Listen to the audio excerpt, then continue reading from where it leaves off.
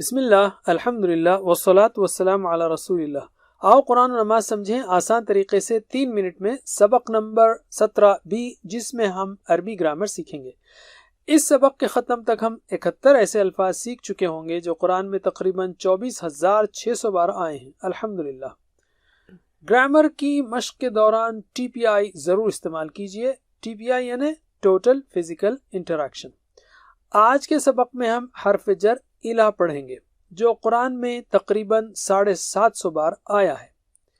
الہ یعنی طرف، اور ہم اسے ملا کر سیکھیں گے ہی، ہم، کا، ای، کم، نا اور ہا کے ساتھ۔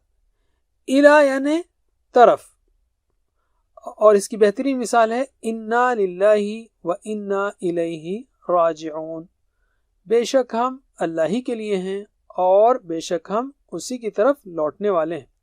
الہی اس کی طرف، راجعون لوٹنے والے، الہی یعنی اس کی طرف۔ تو ترجمہ کیجئے، الہی اس کی طرف، الیہم ان سب کی طرف، الیکا آپ کی طرف، الیہ میری طرف، الیکم آپ سب کی طرف، الینا ہم سب کی طرف۔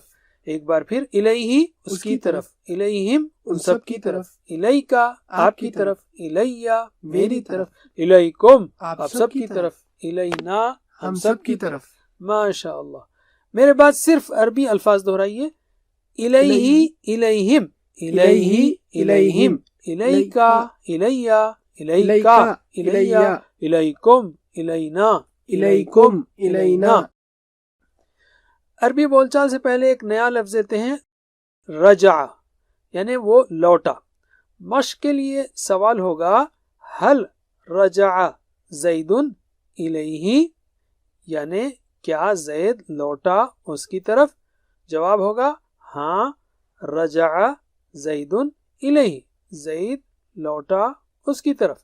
تو عربی میں جواب دیجئے، حل رجع زید الیہ، نعم رجع زید الیہ، حل رجع زید الیہم، نعم رجع زید الیہم، حل رجع زید الیکا، نعم رجع زید الیہ، ہاں زید لوٹا میری طرف۔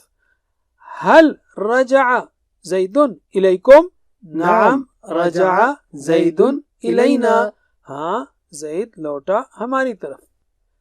آپ نے پڑھا ربی ہی اس مرد کا رب، ربیہا اس عورت کا رب، بھی اس مرد سے، بیہا اس عورت سے، فی اس مرد میں، فیہا اس عورت میں، علیہ اس مرد پر، علیہا اس عورت پر، الیہ اس مرد کی طرف، الیہا اس عورت کی طرف۔ اوکے، اتنا ہی کافی ہے۔ جزاکم اللہ خیر، والسلام علیکم ورحمۃ اللہ وبرکاتہ۔ Please visit understandquran.com for our courses on Read Al-Quran, Learn Tajweed and Understand Al-Quran, and for one-to-one learning. Jazakumullah khair. Wassalamu alaikum.